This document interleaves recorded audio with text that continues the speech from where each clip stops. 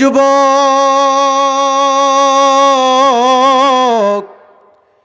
যৌবনকালকে আল্লাহ তাআলা প্রচন্ড পছন্দ করেন।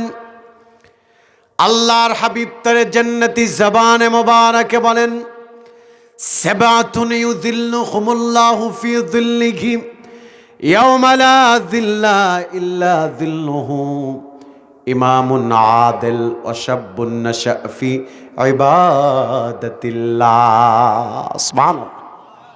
রাসূল বলছেন, in the day of judgement, কিয়ামতের ময়দানে যেদিন আমার রবের রহমতের ছায়া ছাড়া আর কোনো ছায়া থাকবে না, সেদিন আরশে আজিমের নিচে 7 শ্রেণীর ব্যক্তি ছায়া পাবে। এর ভিতরে দ্বিতীয় ব্যক্তি হচ্ছে ওয়াশাবুন নাশা ফি ইবাদাতিল্লাহ। চিল্লায় পড়েন আল্লাহু আকবার। আবার রাসূলুল্লাহ বলেছেন, আমার উম্মতেরা শোনো, ইগতানিম খামসান ক্বাবলা খামসিন শাবাবাকা ক্বাবলা হারামিক।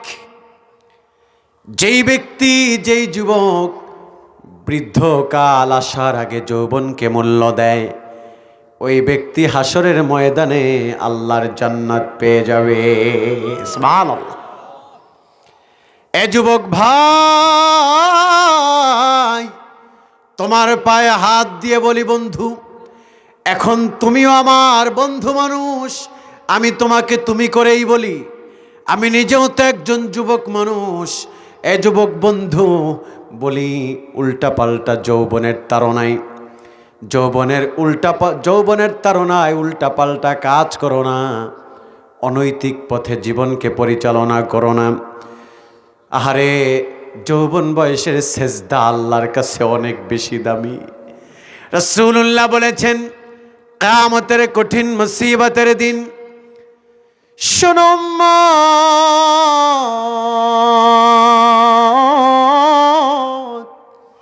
কিয়ামতের ময়দানে সাধারণ মুত্তাকির থেকে 500 বছর আগে যুবকেরা আল্লাহর জান্নাতে ঢুকে যাবে। সুবহানাল্লাহ।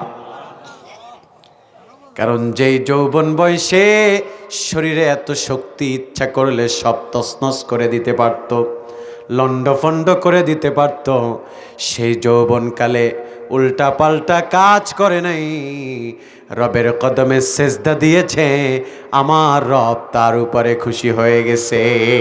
সুবহানাল্লাহ। শুধু নামাজি নয়, 5 ওয়াক্ত সালাতের পরে তাহাজ্জুদের মুসাল্লায়ও সময় দিয়েছে। হাবিব নবীজি বলেছেন, আলাইকুম বিকিয়ামিল লাইল। যারা রাতের বেলা তাহাজ্জুদের প্র্যাকটিস করে, তাদের জন্য সুসংবাদ রয়েছে। এই কারণে যুবক ভাই বলবো, 5 ওয়াক্ত নামাজের দরকার আছে না নাই? কথা বলেন, আছে না নাই? আবার রাতের বেলা তাহাজ্জুদের মুসাল্লায়ও সময় দেওয়ার দরকার আছে না নাই? তাহাজ্জুদের জায়নামাজে মরণ দিও প্রভু আমায়, একামতে দিনের কাজে কবুল করে নিও আমায়।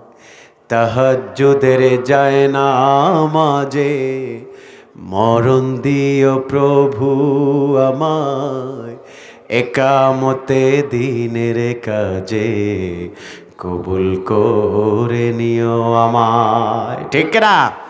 এই কথা বলেন, ঠিক কিনা? আমরা তাহাজ্জুদের মুসাল্লায় মরণ চাই কি চাই না? চিল্লায় বলেন, চাই কি চাই না? এই জন্য যুবক বন্ধু, যৌবনকে কাজে লাগাতে হবে। উল্টা পাল্টা নেতার পিছনে হাঁটা যাবে না। ঠিক কিনা বলেন? আমরা কোনো দল বুঝি না, মত বুঝি না, আমরা তাসাউফপন্থী মানুষ। আপনি যেমন ফুলতলির মুরিদ, আমিও তেমন সেরসিনার মুরিদ। আমরা কোনো দল বুঝি না, মত বুঝি না। আমরা মানুষদেরকে তেহজিব তামাদ্দুনের শিক্ষা দেওয়ার জন্য মাতোয়ারা হয়ে আছি।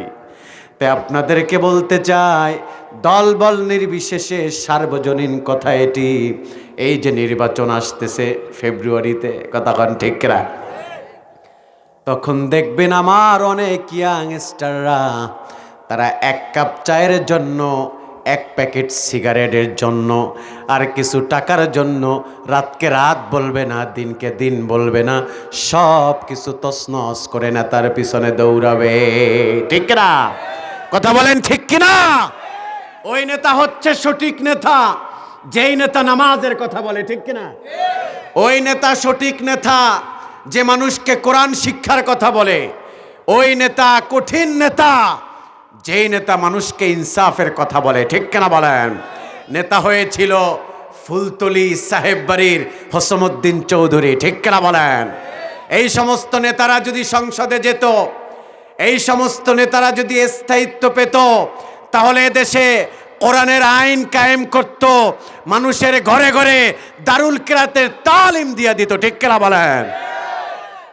কিন্তু মানুষ নেতা চিনে না, গাঞ্জাখোর, বিড়িখোর, মদখোর, গাঁজাখোর, এদের পিছনে সময় পার করে। ঠিক কিনা বলেন? ভাইরা আমার, বন্ধুরা আমার, কান খাড়া করে শোনেন। এই জন্য উল্টাপাল্টা নেতার পিছনে হাঁটা যাবে না। কারণ যার সাথে যার মোহাব্বত, তার সাথে তার কিয়ামত। ঠিক কিনা বলেন? খারাপ নেতার পিছনে হাঁটলে কপালে দুঃখ আছে না? না, কিয়ামতের ময়দানে নেতা জাহান্নামী হয়ে যাবে, সেদিন কর্মীও জাহান্নামী হয়ে যাবে। কর্মী বলবে, আল্লাহ, ও আমার মালিক, আমাকে কেন জাহান্নামে দিলা? আমি কি করছি? আল্লাহ বলবে, তুমি একজন খারাপ নেতার পিছনে সময় দিয়েছ, টেন্ডারবাজ, চাঁদাবাজ, একজন স্বৈরাচারের পিছনে সময় দিয়েছ। তাই তোমার সময়ে তুমি অনৈতিক পথে দেওয়ার কারণে তুমিও জাহান্নামী, তোমার নেতাও জাহান্নামী। ঠিক কিনা বলেন? তাই যুবক বন্ধু, সময়কে মূল্য দিতে হবে। যৌবনকালকে আল্লাহর রাস্তায় কাটাতে হবে। যৌবনকে যথাযথ মূল্য করতে হবে। যদি আপনি মূল্যায়ন করতে না পারেন, কপালে দুঃখ আছে না নাই?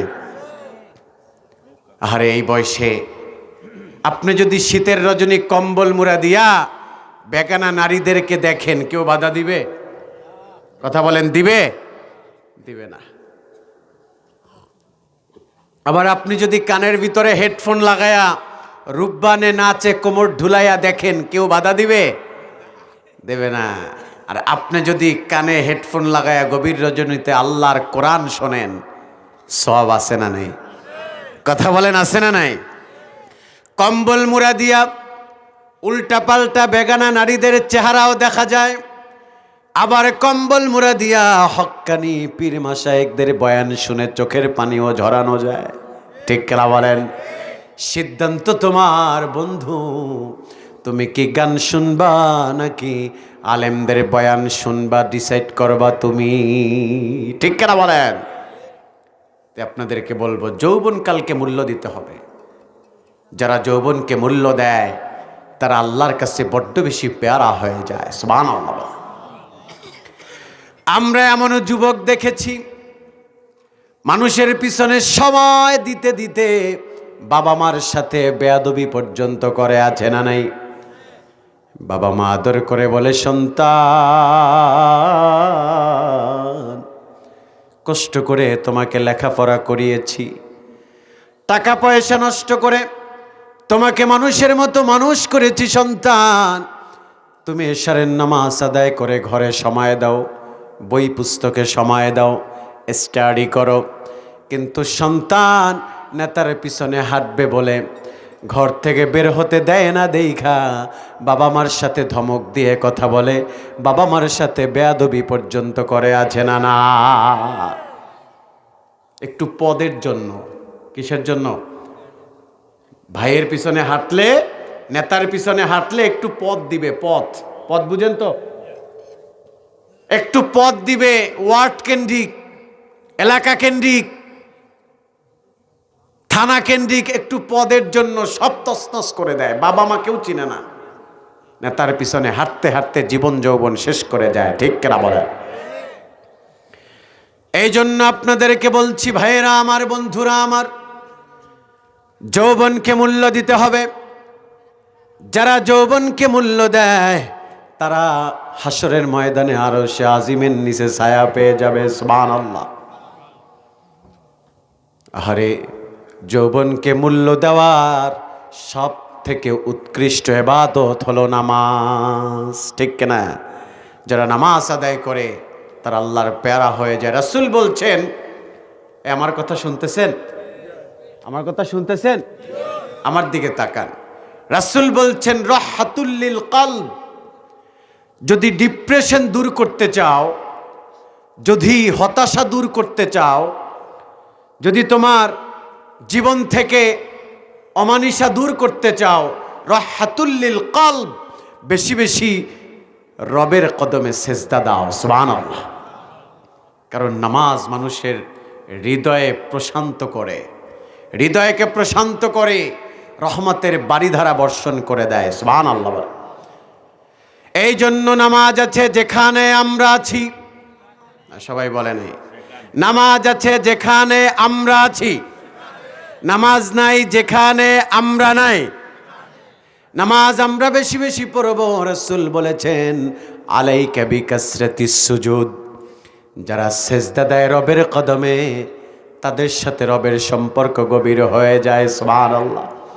হে নামাজি আমার ঘরে নামাজ পড়ো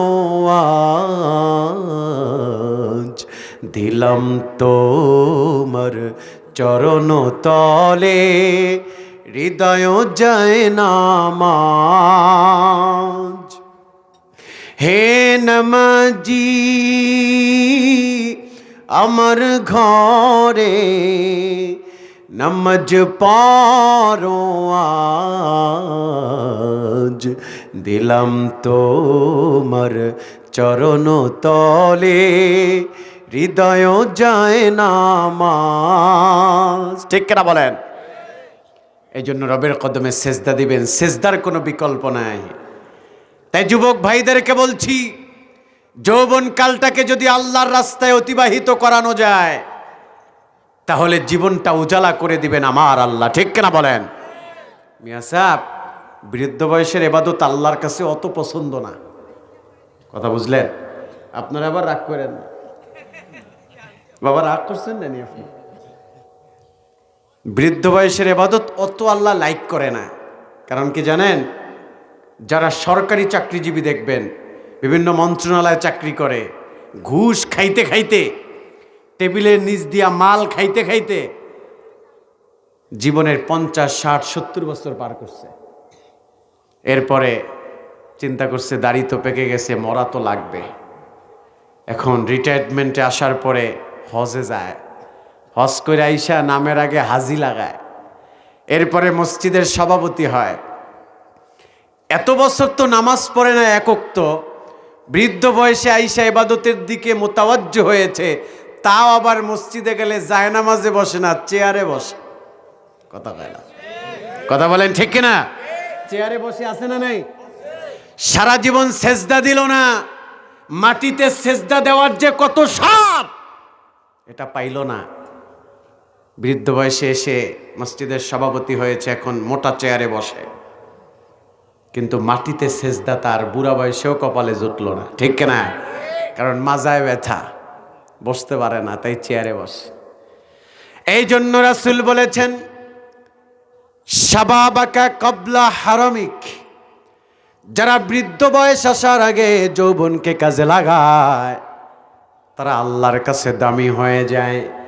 কারণ যৌবন বয়সের সেজদা মানুষকে মুস্তাজাবুদ দাওয়া বানায়া দেয়। সুবহানাল্লাহ। যুবকরাই তো ইসলামকে এই পর্যন্ত নিয়ে এসেছে। কথা বলেন ঠিক কিনা? না, যুবকরা কথা বলতে হবে, ঠিক কিনা? যুবকরা ইসলামকে এই পর্যন্ত নিয়ে এসেছে। আমরা ইতিমধ্যেই দেখেছি, ইফ ইউ ডোন্ট মাইন্ড, ইতিমধ্যেই আমরা দেখেছি কোনো দল বুঝি না, কোনো মত বুঝি না, এদেশের একজন সূর্য সন্তান, যিনি লক্ষ লক্ষ না কোটি কোটি তাওহীদি জনতার হৃদয়ে দাগ কেটেছে, শহীদ শরীফ ওসমান হাদি। ঠিক কিনা বলেন? ন্যায়ের পথে কথা বলতে গিয়ে, ইনসাফের পক্ষে কথা বলতে গিয়ে সাম্যের পক্ষে কথা বলতে গিয়ে, সামাজিক অধিকারের কথা বলতে গিয়ে, ইত্তেফাকের কথা বলতে গিয়ে, রাষ্ট্রীয় অধিকারের কথা বলতে গিয়ে তাকে শহীদ হইতে হয়েছে। ঠিক কিনা বলেন? বাতেলরা তাকে গুলি করে জনমের মতো বিদায় করে দিছে। ঠিক কিনা বলেন? আরে আমরা তো বলি শরীফ হাদি ওসমান ঢাকা ৮ আসনের এমপি হইতে চাইছিল। আল্লাহ বলে, বেটা তোর যে ঈমান, তোরে ঢাকা ৮ আসনের এমপি বানাবো না, তোরে আমি জান্নাতের মালিক বানাবো। আল্লাহ আকবার, চিল্লায় পড়েন আল্লাহ আকবার। আল্লাহ বলছেন, তোর যে ঈমানি পাওয়ার, এতে দুনিয়া লাগবে না তোর, তোরে তো আমি জান্নাতের মালিক বানাবো। সুবহানাল্লাহ। এক শরীফ ওসমান চলে গেছে, হাজারো লক্ষ শরীফ ওসমান এখন ঘরে ঘরে তৈরি হবে। ঠিক কিনা বলে? এক শরীফ ওসমান ঘুমিয়ে গেছে ইনসাফের কথা বলতে গিয়ে, যৌবনকে ন্যায়ের পথে চালাতে গিয়ে শহীদ হয়েছে। এক হাদি ঘুমিয়ে গেছে, এখন লক্ষ কোটি হাদিকে জাগায় গেছে। ঠিক কিনা বলেন? আমরা তো দেখি, এ যুবক ভাইয়া কেমনে বুঝাবো, কোন ভাষায় বুঝাবো বলেন? আরে আজকালকার মিডিয়াগুলো কিভাবে মানুষকে ভাইরাল করবে সব সময় ধান্দা নিয়ে থাকে। ঠিক কিনা বলেন? শরীফ ওসমান হাদি জীবনটাকে এমনভাবে গঠন করেছে, এমন জীবন তুমি করিবে গঠন, মরিলে হাসিবে তুমি, কাঁদিবে ভুবন। এমন জীবন তুমি করিবে না গঠন, মরিলে কাঁদিবে তুমি, হাসিবে ভুবন। ঠিক কিনা বলেন? হাদি জীবনটাকে এমনভাবে গড়ে গেছে।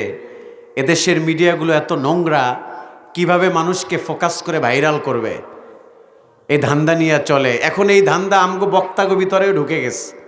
কথা কয় না? আমার নিজের গায়েও পড়বে, তাতে কি, সত্য কথা বলতেই হবে। এখন বক্তারও ধান্দা কেমনে ভাইরাল হবে। কথা কয় না? জোরে বলে না? ঘন্টার পর ঘন্টা হাদিসের নস ধরে ধরে কথা বললে, আয়াত ধরে ধরে কথা বললে মানুষ ভাইরাল হয় না, কিন্তু উদ্বাট কিছু কথা বললে, উল্টা পাল্টা কিছু আউল ফাউল বাউল কথা বললে ভাইরাল হয়ে যায়। কথা বলেন ঠিক কিনা? ভাইরাল হওয়ার পরে এরপরে আবার তাকে যখন দাওয়াত দেয় 1 লক্ষ 1.5 লক্ষ টাকা তার ভিজিট। কথা কান ঠিক কিনা? আবার বলে দেয় 50,000 আগে দিতে হবে, এরপরে বয়ানের পরে 1 লাখ দিতে হবে। অসুস্থ সমাজ, এখন অসুস্থ সমাজ। এখন মাহফিল কমিটিও চিন্তা করে ভাইরাল বক্তারে দাওয়াত দে, দেখ ভিউ কত। কথা বলেন ঠিক কিনা? কিন্তু আপনাদের এই সিলেটেই অনেক বিদগ্ধ আলেম আছেন, অনেক মাহের জাইয়েদ কিতাবি আলেম আছে, তাদেরকে দাওয়াত দেন না আপনারা। কিন্তু আমাদের একটু কণ্ঠ ভালো, মোটামুটি একটু ভাইরাল হয়েছে তো ঢাকাতে নিয়ে আয়। কথা কন ঠিক কিনা? এটা হচ্ছে আমানতের খেয়ানত। শরীফ ওসমান হাদির স্ত্রীর কথা বলতেছিলাম আমি। এদেশের মিডিয়া কত নোংরা, তার স্ত্রীকে ফোকাস করার জন্য কতভাবেই ক্যামেরা ফোকাস করেছে। স্ত্রী কি কালো বোরকা পরে নাকি সাদা বোরকা পরে, লম্বা নাকি খাটো, ফোকাস করার জন্য ক্যামেরা কি বলে মিডিয়াওয়ালারা একদম পাগল পারা হয়ে আছে। এতগুলো দিন হয়ে গেল, শরীফ ওসমান মারা গেছে, শহীদ হয়েছে, আজও পর্যন্ত শরীফ ওসমান হাদির স্ত্রীকে কোনো একটা মিডিয়া ফোকাস করতে পারে নাই। ঠিক কিনা বলেন? কথা বলেন ঠিক কিনা? এটাই হচ্ছে জীবন। সিভিলাইজড কাকে বলে এটা। আর এখন আমরা দেখি, নাম ধরেই বলি, অনেক কওমি মাদ্রাসায় আমরা দেখি ফেসবুকের সুবাদে, অনেক কওমি মাদ্রাসায় দেখি আলেমরা যদি পড়ায় তাহলে বলা হয় উস্তাদ, আর মহিলারা পড়াইলে বলা হয় উস্তাজা। আমরা ফেসবুকে দেখি অনেক কওমি মাদ্রাসার উস্তাজারা তারা টিকটক করে। কি করে? কথা বলেন, কি করে? টিকটক করে। কেমনে হেজাব পরে দেখায় মানুষকে, কেমনে টিচিং দেয় দেখায় মানুষকে, ব্রেকফাস্ট কি করে দেখায়, লাঞ্চ কি করে দেখায়, ডিনার কি করে দেখায়। আমি তো বলি বাংলাদেশের যত ওস্তাজা আছে টিকটকার, এদেরকে যদি এক পালায় ওজন দেওয়া হয়, শরীফ ওসমান হাদির স্ত্রীর পায়ের জুতার সমতুল্য হবে না। ঠিক কিনা বলেন? চিল্লা বলেন ঠিক কিনা? এই জন্য আমলি জিন্দিগি তৈরি করতে হবে। জীবনটাকে এলোমেলো করা যাবে না ভাইয়া। শরীফ ওসমান মারা গেছে, তরুণ টাগরা যুবক মারা গেছে, কিন্তু এই দেশ তাকে জনম জনম মনে রাখবে। ঠিক কিনা বলেন? বেঈমানরা মনে রাখবে না, কিন্তু যাদের ভিতরে ঈমান আছে, তাকওয়া আছে, নৈতিকতা আর আদর্শ আছে, এরা কোনোদিন তাকে ভুলবে না। কথা বলেন ঠিক কিনা? সম্মানিত সুধী, তাই আপনাদেরকে আমি বলতে চাই, সময়কে মূল্য দিতে হবে, যৌবনকালকে মূল্য দিতে হবে। কারণ যুগে যুগে যুবকরা ইসলামকে সমুন্নত করেছে। সুবহানাল্লাহ বলেন। আপনি যদি দেখেন ওবায়দ ইবনুল জাররাহ, এটি বাজ্জারের হাদিস। কোনো সমস্যা? ওবায়দ ইবনুল জাররাহকে আপনারা দেখেন, 5টি বছর হইছে ইসলাম গ্রহণ করছে। সুবহানাল্লাহ বলেন। কয় বছর? 5 বছর। রাসূলুল্লাহর কদমে বাবা মা, সম্পদ, সন্ততি, অর্থ সব ছাইরা নবীজির কদমে কয় বছর? সবাই বলে না কয় বছর? 5 বছর হয়ে গেছে রাসূলুল্লাহর কদমে। 5টি বছর হয়ে গেছে। আহা, বদরের প্রান্তরে ওবায়দ ইবনুল জাররাহ যখন কাফেরদের কল্লা কাটতেছে, কচু কাটা কাটতেছে, বুঝলেন? কাফেরদের কল্লা ফালাচ্ছে, গণহারে কল্লা কাটতেছে। কাটতে কাটতে কাটতে কাটতে হঠাৎ তরবারিটা বাবার কাঁধের উপরে। তাকায় দেখে তার বাবা জাররাহ। আল্লাহ আকবার। চোখের পানি ছেড়ে দিয়েছে। বলল, বাবা, খুব মিস করি বাবা আপনাকে। আমি ঘুমের ঘরে কত স্বপ্ন দেখেছি আপনাকে, ঘুমের মাঝে কত কেঁদে উঠেছি, বাবা বাবা বলে চিৎকার দিয়েছি। বাবা, 5টি বছর পরে এমন একটা জায়গায় দেখা হলো, এটা তো আমি আশা করি নাই বাবা। আমি আপনার পথের দিকে তাকায় আছি, আমি উদ্গ্রীব হয়ে আছি কখন আপনার সাথে আমার দেখা হবে। বাবা, এমন একটি জায়গায় দেখা হলো, বাবা আপনার হাত ধরে বলি, বাবা এখনো সময় আছে, কালিমা পড়েন, কালিমা পড়ে মুসলমান হয়ে যান। আমি সাক্ষ্য দিয়ে বলছি, রাসূলুল্লাহ আপনাকে শাফাত করবে হাসরে। সুবহানাল্লাহ। বাবা আপনার পায়ে হাত দিয়ে বলি, বাবা, ও বাবা,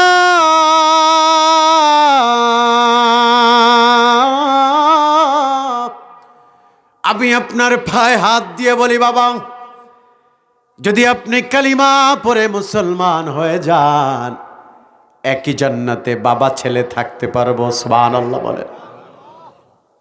বাবা রক্ত চক্ষু দেখাচ্ছে সন্তানকে, চোখ দুইটা বড় বড় করে বলল, তোমার রাস্তায় তুমি যাও, আমার রাস্তায় আমি থাকি। বেশি বাড়াবাড়ি করলে তোমার মস্তক উড়ায় দেওয়া হবে।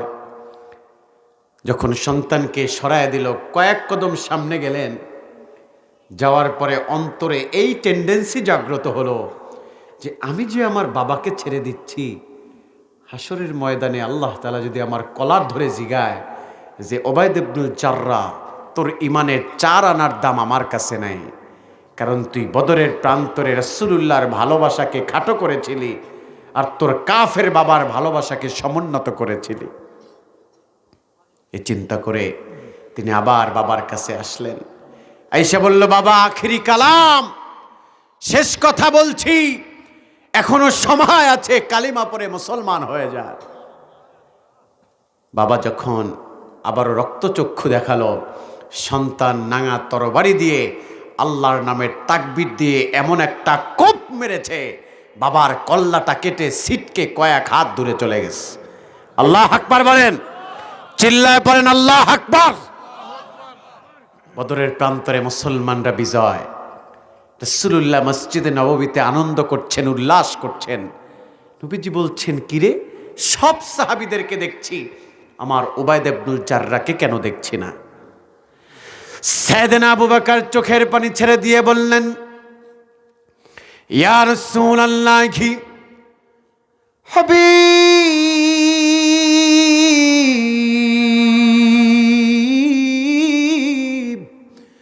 বদরের প্রান্তরে আপনার উবাইদ ইবনুল জাররাহ যেই দৃষ্টান্ত আজকে তৈরি করেছে, কিয়ামত পর্যন্ত আপনার উম্মতের জন্য এটা শিক্ষা হয়ে থাকবে।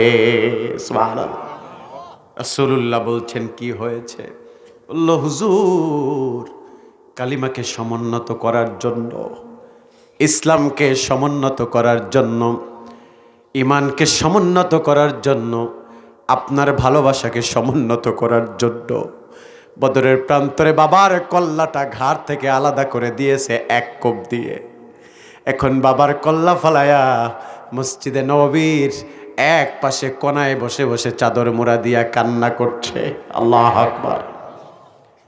রাসূলুল্লাহ বলছেন, যাও আমার কাছে নিয়ে আসো। উবাইদ ইবনুল জাররাহকে রাসূলুল্লাহর কদমে আনা হলো। হাবিব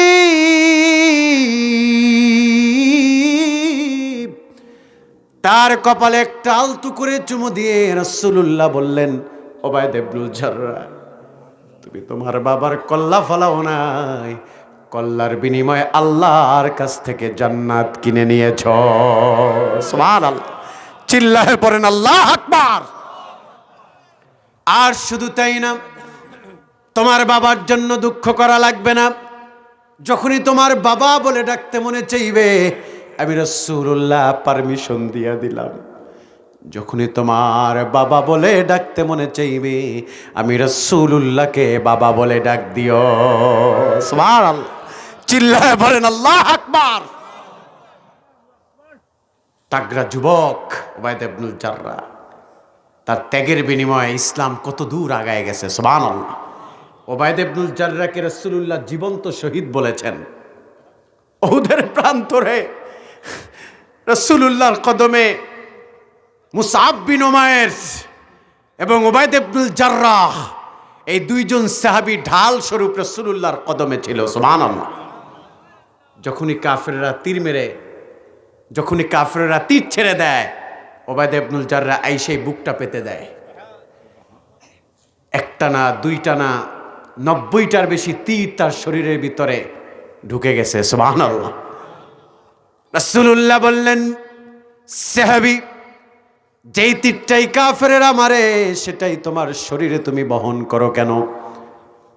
তুমি কখনো ডানে যাও, কখনো বামে যাও, কখনো সামনে যাও, কখনো পিছনে যাও কেন?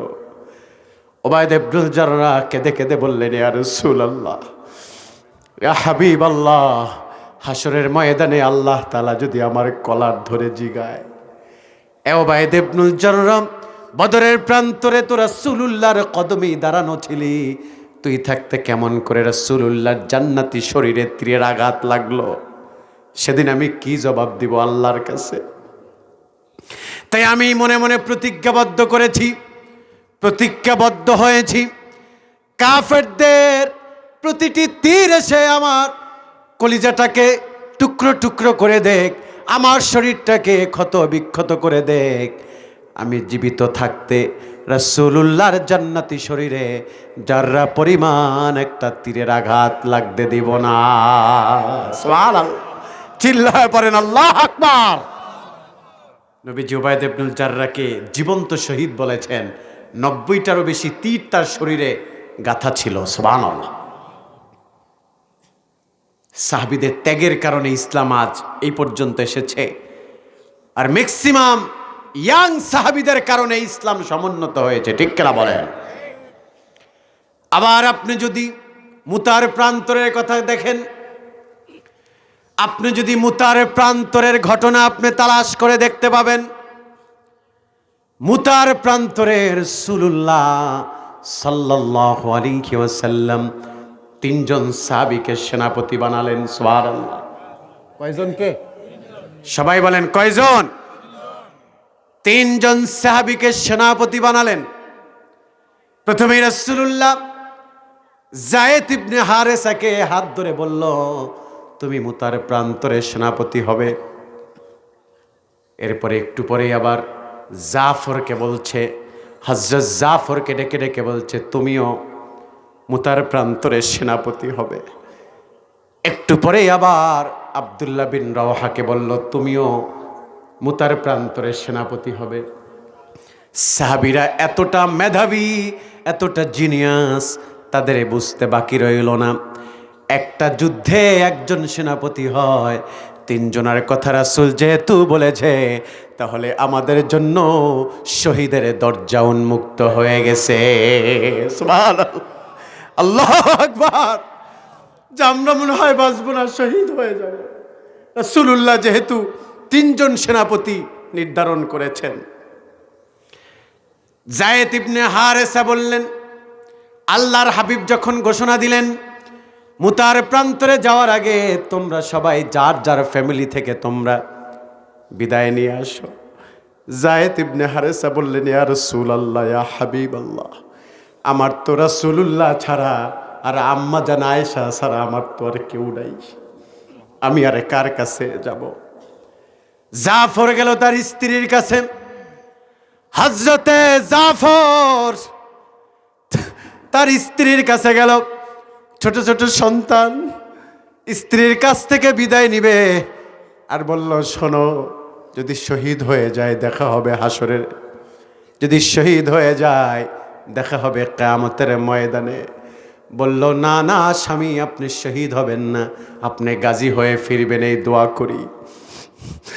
হযরতে জাফর তরবারির উল্টা পাশ দিয়া স্ত্রীকে একটা আঘাত করলেন আর বলল উল্টা দোয়া করো না। রাসূলুল্লাহ আমাদেরকে নির্ধারণ করেছে সেনাপতি হিসাবে, আমার আগেও একজন আছে, পরেও একজন আছে, আমি নিশ্চিত আমি শহীদ হয়ে যাব, অতএব তুমি রাসূলুল্লাহর দোয়ার উল্টা দোয়া তুমি করো না। আল্লাহু আকবার। জাফর তিনি এবার মুতার প্রান্তর দিকে রওনা, পিছনে পিছনে সন্তান আর স্ত্রী পাগলনির মতো ছুটতেছে, দৌড়াচ্ছে। সন্তানদের দিকে তাকায়া বলতেছে, চোখের পানি ফেলায়ও না, দেখা হবে হাসরের ময়দানে। আব্দুল্লাহ বিন রাওহা, এ যুবক,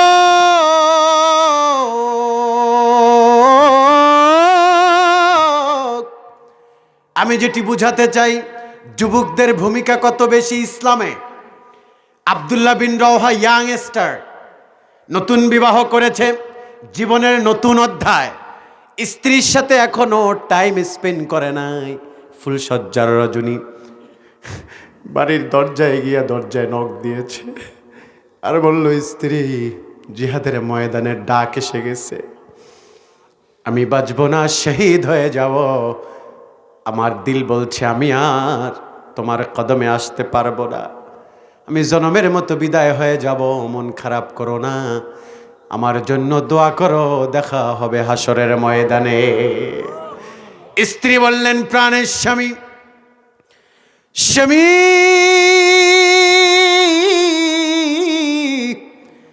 দরজাটা খুলে দিলাম, একটু ঘরের ভিতরে ঢোকেন। বলল, কেন? বলল, আপনার চেহারাটা একটু দেখব। বলল, না না, তোমার সামনে যেতে চাই না, গেলে পরেই তুমি প্রেম নিবেদন করবে, আমার কষ্ট হয়ে যাবে, আমি মায়ায় পড়ে যাব। স্ত্রী বলল, স্বামী, আমি আপনাকে প্রেম নিবেদন করব না, আপনার সাথে আমার বিবাহ হয়েছে, শুধু একটা বার কোনো রকম দেখা হয়েছে, আপনার চেহারাটাও ভালো করে আমি চিনি না, আমি শুধু এ কারণে আপনার চেহারাটা চিনে রাখতে চাই, হাসরের ময়দানে অসংখ্য মানুষের মাঝে যেন আপনাকে খুঁজে আমি বার করতে পারি। সুবহানাল্লাহ, আল্লাহু আকবার। হাসরের ময়দানে যেন আপনাকে আমি দেখলেই চিনতে পারি। আব্দুল্লাহ বিন রাওহা বললেন, টেনশন করো না, রাসূলুল্লাহর কদমে তোমার সাথে আমার মুলাকাত হয়ে যাবে। সুবহানাল্লাহ বলেন, আল্লাহু আকবার বলেন। আপনারা জানেন, সময়ের ব্যবধানে তিনজন সাহাবী শহীদ হয়ে গেল, তারা আর ফিরে আসলো না। ওই তিনজন সাহাবীর শহীদ হওয়াটা, এটা ইসলামকে অনেক অনেক বেশি সমুন্নত করেছে। সুবহানাল্লাহ। আমরাও বলি, কেমন জানি মুতার প্রান্তরের সাথে বর্তমান জমানার কত মিল। ইনসাফের কথা বলতে গিয়ে আবরার ফাহাদ শহীদ হয়েছে, কথা বলেন ঠিক কিনা? ইনসাফের কথা বলতে গিয়ে আবু সাইদ শহীদ হয়েছে, ইনসাফের কথা বলতে গিয়ে ওসমান হাদি শহীদ হয়েছে।